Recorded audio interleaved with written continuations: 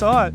We saw a movie. Dial of Destiny. We saw it. We just got back from the Joy Cinema in Tigard, Oregon. And before we get into it, well, actually, yeah, go see it at the Joy.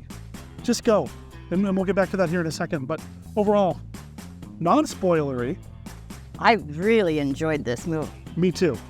Me too. I was prepared to tolerate it, I'm going to be honest, you know? Yeah, I was a little concerned. I was, oh man, I had a lot of doubts. And I tried to soften those doubts a little bit in the previous videos that we did, but I had a lot of concerns going into this. But I am so glad we saw it at a theater that we loved. I had a really good time. Me too. I think the rest of the crowd did too. People were really getting into it. I agree. Maybe some minor nitpicks, and again, non-spoilery. It did run a little long in spots, I felt like, and again, not nearly as much Temple of Doom love as I would have liked, but there was more that I'd seen in any other non-Temple of Doom movie, so that was cool. The performances, the new cast, the new characters, Toby Jones, and he's just fantastic. He's just great, yeah. A very Toby Jones type character. I've seen him do similar things before, but he really gives it his all and makes us fall in love with him in just seconds. And Phoebe Waller-Bridge. Oh, Phoebe was fantastic. I was worried because my only experience with her is from an episode or two of Fleabag, where she's very sarcastic and snarky and too cool for school. She fit in just fine. I have had a little more experience with her. I've watched a little more British TV than I think you probably have, and so I've seen her in a few other things. So I was hoping it was going to be more the adventure version of her than the Fleabag version, which is not my favorite, I'll be honest. And it was the adventure version, full out. We talked about in our preview videos some of the other movies being from different points of view. Yeah. We may be back in Indy's shoes in this one. It really felt more authentically indie in a lot of ways. I think you're right. Superhero. Yes, and for better or worse, and we'll get into more detail about this here in a moment, but I do think you're right. He was a lot more fallible. He does take some real damage in this that he would have just shrugged off in Last Crusade or Crystal Skull or even Temple of Doom. We're all getting older. This is true. Okay, so the big question before we get into spoilers, where does this rank for you? Now we have 5 movies to rank. Been thinking about this all the way home from the Joy, which was about a half-hour drive. And it's number 3 for me. Wow. I have bumped it way up. Now, previously I told everybody that my list of indie movies and rankings is the original, the first one, and then down from there. No more. The order is all thrown up. Chaos, man. So Raiders, Temple of Doom, Dial of Destiny, Last Crusade, Crystal Skull. Wow, okay. What about you? This is so hard because, Temple of Doom came up to 3rd for me when I rewatching. I think Dial of Destiny beats it. I think it's my number 3 also now. Still keeping my Last Crusade and then Raiders in 1 and 2, but I do think in a lot of ways this tops the other 2 for me. Wow. All right. Well, we're going to get to spoilers here in a moment, but before we do that, again, go see this movie if you can. The Joy Cinema is running it until July 11th, you said? July 11th. They have matinees and evening shows, great prices on the ticket, the popcorn, the soda. You'll end up paying half what you pay at the other big name theaters, and with the brand new seats that they installed for our wedding, well, just before our wedding. I'd like to think it was for our wedding. It's just about the most comfortable theater I've been in lately. So go see it at the Joy. Go see it at the Joy and tell Jeff we said hi. Exactly. So spoilers coming.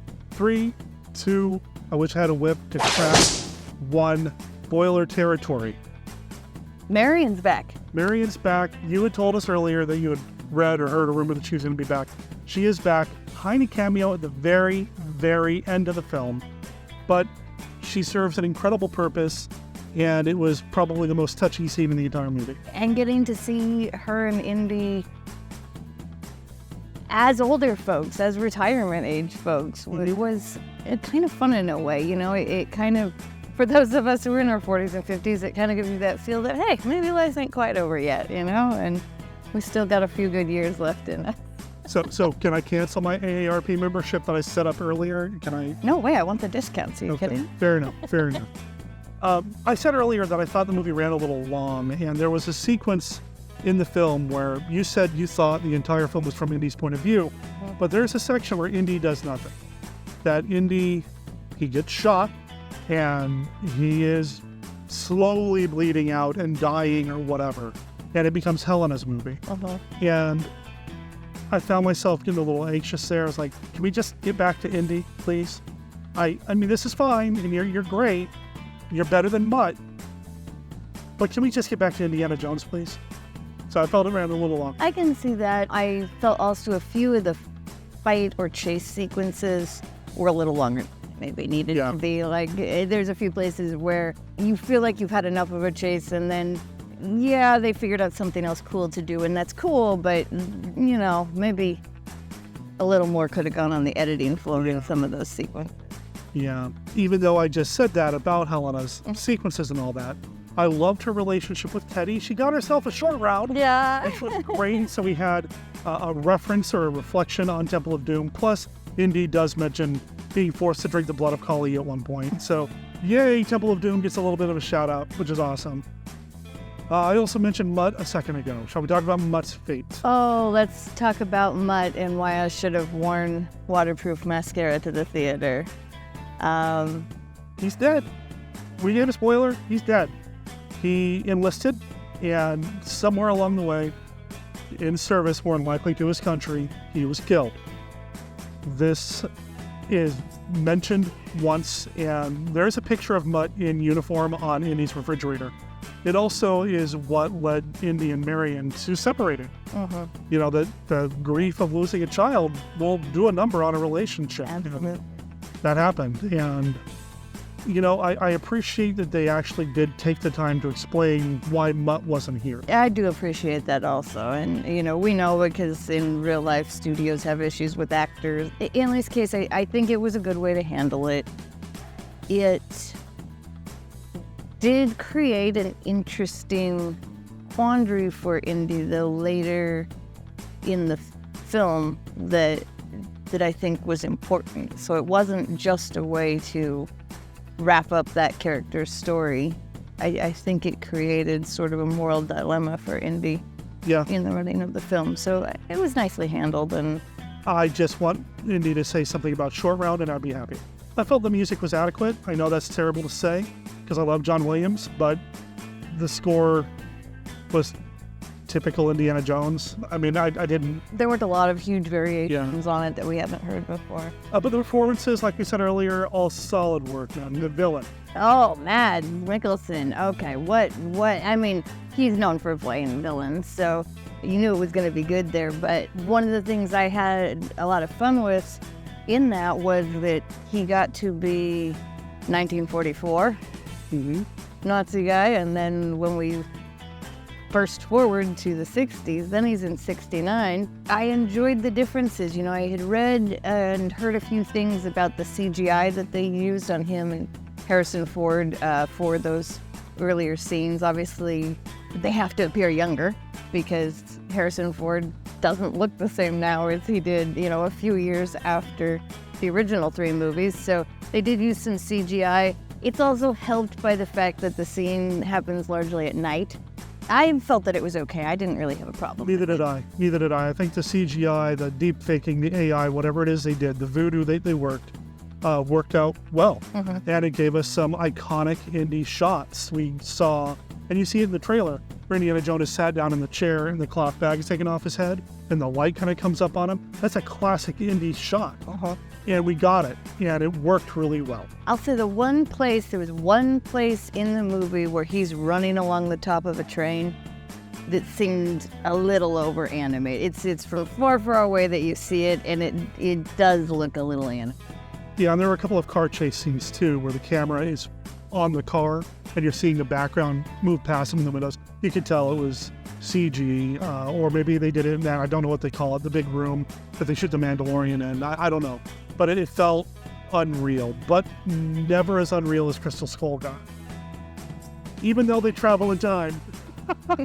You have been warned about spoilers. The main subject of this movie being the Dial of Destiny, a mechanical, mathematical creation by Archimedes. Did you know much about No. Greek history? I mean, I know about the death ray. You've heard of Archimedes. Yeah, I know who Archimedes Okay. was, and I never about the death ray. That's it. Okay. Didn't know he invented time travel. Uh, Well, I mean, did he? I don't know. I don't know if he did or didn't, or just, well, did he invent it or did he discover it? I don't. Anyway, the first scene takes place, as we said, in the past, in 1944, and Indy is able to locate half of this Dial of Destiny that supposedly Archimedes broke up and hid the different pieces so that people wouldn't find it. As usual, this is something that someone from the past hid for our own good, and there are Nazis trying to get it. Right. It is kind of the formulaic Indiana Jones plot in a way, and they're as Nazis go, these are high quality Nazis. I mean, they are all the way gung ho for the Reich. Yeah. The plot or the idea, what Mads Mikkelsen is up to, is basically a reverse City on the Edge of Forever kind of scenario. He wants to go back in time and kill somebody to further the Nazi cause or benefit the Nazi cause. It's a little on the convoluted side, but it also made sense. So I was on board. Sort of reminds me of a certain episode of Doctor Who where Who? where a spunky brunette is like, "You got a time machine? I've got a gun. Let's." And I won't spoil it for anyone that's not a Doctor Who fan, but those of you who know. Okay. What did you think about the puzzle parts of the movie? I was a little like, I mean, nothing's going to top the puzzles from Last Crusade. I think The Last Crusade has the best puzzle sequence at the end. I don't think this movie topped that. They were okay. They're okay. They were definitely puzzles that Indy had to solve. Whereas Last Crusade, it was possible that people in the audience would understand the clues and be able to solve them ahead of Indy if you were thinking about it. This one, not really, because it required such a highly specific knowledge of Archimedes' writings and codes that he'd used to translate things. There's just no way you were going to get there before Indy or Helena got there. So in that way, it was not quite as much fun as some of the other ones. But okay, so stunts. One of my favorite parts of an action movie. I was really impressed with the Indy stunts. I thought that they were well combined with close-up shots of him and even shots of him from a little ways back, still doing a little bit of it himself. Some of the stuff on the train I was really impressed with. But I think my favorite stunts in the movie were Phoebe Waller-Bridges. Really? I mean, to go from motorcycle to the landing gear and then up inside, that was pretty dang impressive for that stunt person, because not all of that was CGI. Some of it definitely, was a live take. So I was really impressed with her stunt person on that. And there's another one during one of the car chases where she's just hanging off the back of a car and they're smashing into things and upsetting fruit stands and smashing into other cars and being shot at. And I really felt like it was well put together and an interesting combo with some different vehicles that we haven't seen previously. That's the other thing about this movie that I was wondering is, will this work in a 1969 setting? And I can enthusiastically say, yes, it does. I feel like this movie even does a better job than Crystal Skull did of introducing characters from Indy's past that we've never seen before, but they feel more integrated into Indy's life story, including the Greek boat pilot, captain, Antonio Banderas. Antonio Banderas! The famous Greek Antonio. He was Greek, right? He was supposed to be. Yeah. Or he was in Greece. He was still speaking Spanish, so... But he was good, and he was so good, submerged in his role. Huh? I see what you did there. Yeah, but that was really... Not a huge role. I was actually expecting his part to maybe be larger, just because you get a big star like that, it often is. But a nice little niche role that he filled really well, and was a really great member of the company as a whole, I thought. wasn't distracting. Sometimes you get a cameo like that or something, and it can be a little distracting from the rest of the movie. It feels a little set apart, and this wasn't that way. He was, as you say, fully submerged in his role. And the character did something. It was the starting off point for something that happened in this movie that I've not seen in any other Indiana Jones movie. When he gets killed by the bad guys, Indy does take a moment at some point later on to mention, my friend just got murdered. We acknowledge the death. Didn't talk about this in our previous videos, but in Temple of Doom, when his buddy at Club Lao She, is that the name of it? The Club Obi-Wan, Club Obi-Wan. His buddy at Club Obi-Wan gets killed. No mention of it again, not even to Short Round, who you probably knew the guy. Yeah. No mention whatsoever. Antonio Banderas, the best boat driver captain in Greece, gets killed, and yeah, Indy comments on it. He mourns him. He's like, hey, my friend was murdered. So, mortality, man, that's the whole thing of this film. I think that is a big theme in this film, is his mortality. You know, we see his retirement at the beginning of the film, and weirdly his retirement is coinciding with the celebration of the astronauts that landed on the moon, because that had taken place a few weeks prior. And so I think in a lot of ways he feels like the world is moving on without him. Everybody's looking at the stars, and you know, he's still thinking about digging things up from underground. What a difference in classroom scenes. Yeah. Because in the previous films, in the classroom scenes, the girls are all wide-eyed staring at him, and The classroom's packed, Yeah. and people, you know, standing in the aisles to be able to see, and now nobody cares. nobody cares. It's just something that the liberal arts majors are taking to fill a Yeah. slot in their And schedule. it's not even a big college anymore either. It's No. now Hunter College instead of Marshall. Some little school in New York, Yeah. That he's been at, as he says, in the retirement for 10 years. And they put up with him for 10 years. Clearly, the people appreciate him, but you can tell that they don't know him. You can tell the whole world doesn't know him anymore. You know, in Temple of Doom, he shows up at some place out in the middle of nowhere. Dr. Jones, I've heard of you. Haven't you been blah, blah, blah, blah, blah, blah, blah. Here, Dr. Jones, who's that? Give me his file. I dug it, though. I really enjoyed it. I had a really good time. I even felt a little self-conscious wearing my fedora out and about, because I have never done that before. This has always been an at-home thing. But yeah, I was in it. It was kind of fun, you know, and yeah, the twist at the end once they get the dial and They go back in they time. go back in time is pretty crazy. It was really good. I don't know if we're going to see any more with Helena. I know there was a whole thing about, is Mutt going to take over and become the star of the franchise? And there's even the bit at the end of that film where he reaches down to grab the hat and Indy takes it away. He's like, nah, no way, Junior. Then takes off. There's a moment where the hat does get hung up at the very end of Dial of Destiny.